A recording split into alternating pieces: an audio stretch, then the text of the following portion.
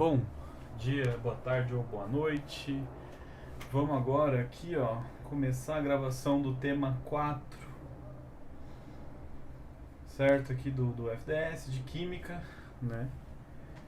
Para relembrar aí, para retomar, para você que viu o tema 3 já há algum tempo, no tema 3 a gente discutiu basicamente modelos atômicos e semelhanças atômicas, né? O último modelo atômico discutido no tema 3 foi o modelo atômico de Rutherford. A gente precisa agora falar um pouquinho, dos lados, sobre o modelo atômico que é conhecido como modelo atômico clássico, que é o modelo atômico Rutherford-Bohr. Tá? Por que modelo atômico Rutherford-Bohr? Porque no modelo atômico de Rutherford, como você se deve lembrar, a gente fala lá que o átomo tem uma região muito densa que concentra quase toda a massa, né, do átomo, chamada de núcleo, e você tem uma região muito grande, muito maior do que esse núcleo, que tem massa quase desprezível, né, massa muito pequenininha, chamada de eletrosfera. Bohr, ele fez um estudo justamente desta eletrosfera e fez algumas proposições. Essas proposições são chamadas de postulados de Bohr. O modelo atômico de Bohr, então, o que ele faz é complementar, né? Ele acrescenta coisas ao modelo de Rutherford e aí nós temos o modelo atômico clássico. Tá? O primeiro postulado de Bohr diz o seguinte, diz que elétrons orbitam, né? O elétron no átomo, ele se move, elétrons, então se movem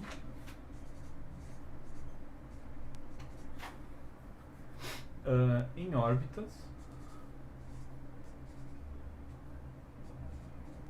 circulares ao redor do núcleo. Primeiro postulado aí de Bohr. Ao redor do núcleo. Segundo, Pina, tô gravando, dá licença. Minha gata, ela quer aparecer no vídeo. Segundo postulado aí de Bohr.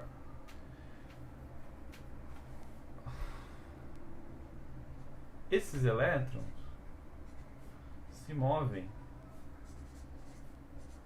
ocupando sempre a mesma camada.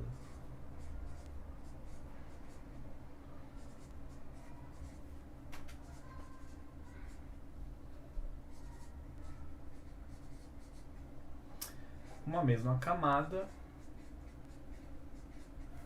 ou nível de energia.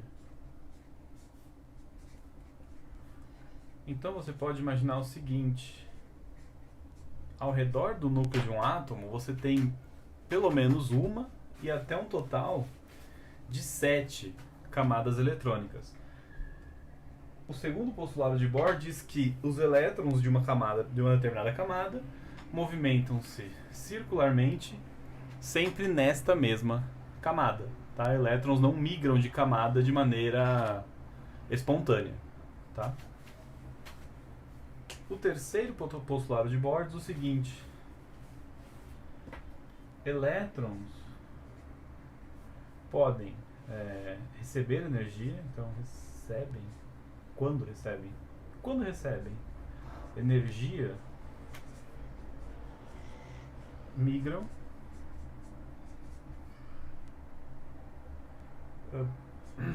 eles podem passar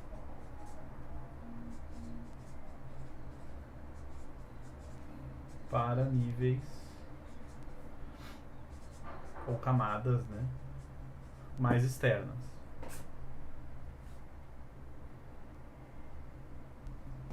Para níveis ou camadas mais externas. Então aqui, né, esses são os três primeiros. É um resumo do modelo atômico de Bohr, tá? Existe uma situação, né, tem uma terceira, um quarto postulado que a gente pode colocar o seguinte: elétrons excitados. Um elétron excitado é um elétron que recebeu energia e, devido a esse recebimento de energia, ele migrou para camadas mais externas. Elétrons excitados, ao liberarem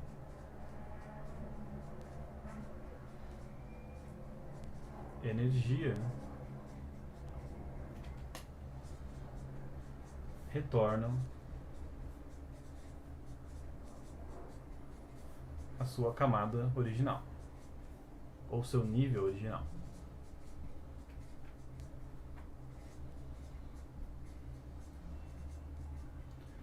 A esse processo, né, do elétron. Então vamos representar aqui, ó. Imagina que aqui você tem o núcleo de um átomo, né? Aí aqui, ó, uma camada, duas camadas. Vou fazer o elétron, sei lá, de vermelho. Imagine que você tem um elétron orbitando a camada mais interna aqui, a camada mais próxima ao núcleo. Aí você forneceu energia. Então aqui, ó, o segundo momento, eu estou fornecendo energia para esse átomo. Quando eu forneço energia ao átomo, o que acontece aqui é que o elétron que estava no estado fundamental fica excitado, né, o elétronzinho aqui. Elétron excitado migra para camadas mais externas, camadas mais energéticas, certo? Só que depois que a energia fornecida cessa, né? Essa energia fornecida pode ser um aquecimento, pode ser uma corrente elétrica. Depois que a energia que foi fornecida por um meio externo cessa, este elétron retorna à sua camada de origem. Ele volta para a camada original dele. E o nome que se dá a este processo é transição eletrônica.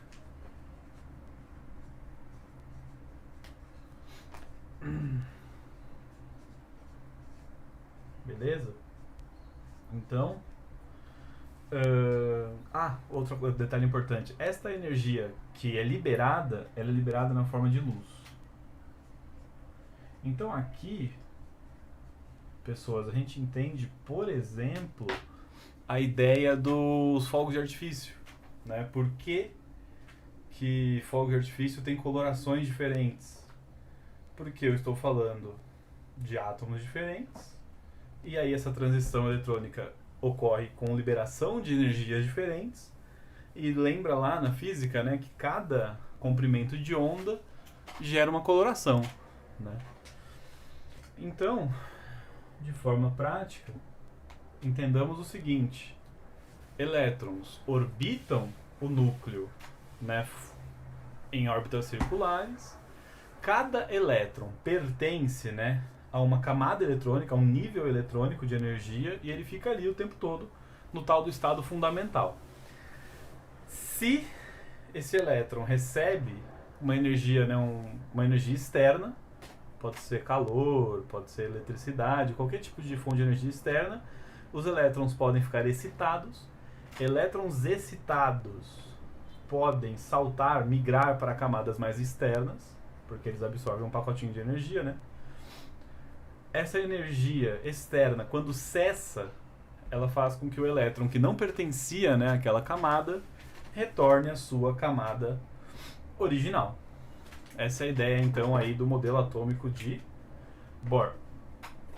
Dito isso, né, vamos tentar agora entender o seguinte: o assunto principal do nosso tema 4, né, da aula de hoje, ele é distribuição eletrônica. Se você olha a tua apostila, tema 4, o nome do tema 4 é distribuição eletrônica, certo? Então, distribuição eletrônica tem a ver com elétrons, né? E aí a gente tem que entender como é que funciona a eletrosfera. Eletrosfera. A eletrosfera de um átomo apresenta... Então aqui a eletrosfera apresenta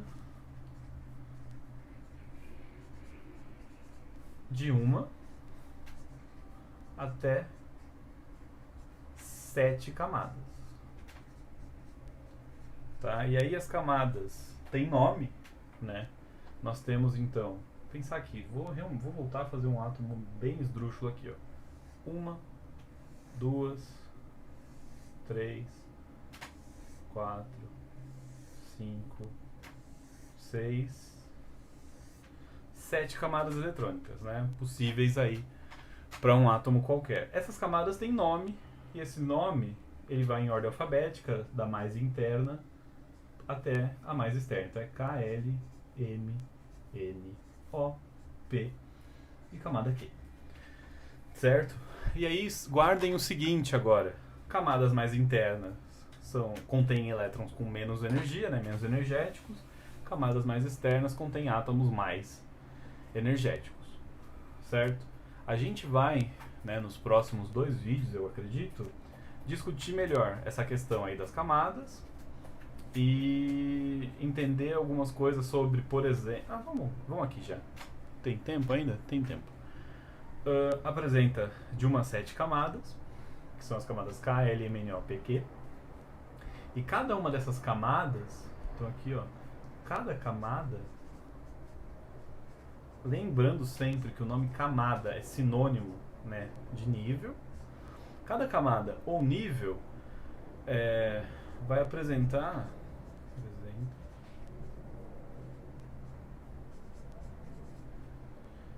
de 1 a 4 subníveis. Pina, sai daqui. Ou subcamadas. Certo? Você já deve ter ouvido falar disso em algum momento, a gente vai falar melhor no próximo vídeo. Esses subníveis são subnível S, subnível P, subnível F e subnível D. Tá? Então, átomos têm de 1 a 7 camadas. Cada camada, né, é uma órbita circular ao redor do núcleo desse átomo. E nessas camadas a gente sabe que existem os elétrons.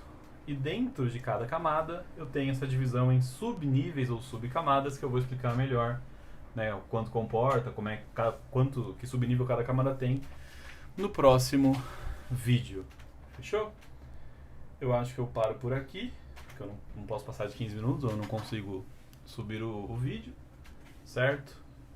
Então até daqui a pouco, que eu já volto com o próximo vídeo. Até mais. Pina, agora você pode aparecer, que eu vou cortar já o vídeo aqui, e a gente pode mostrar você para os alunos do cursinho. Ó. Olha só que gatinha fofa. Olha só, que bonitinha. Muito fofinha você, viu, Pina? Obrigado pela participação. Acho que é isso. Até daqui a pouco no próximo vídeo.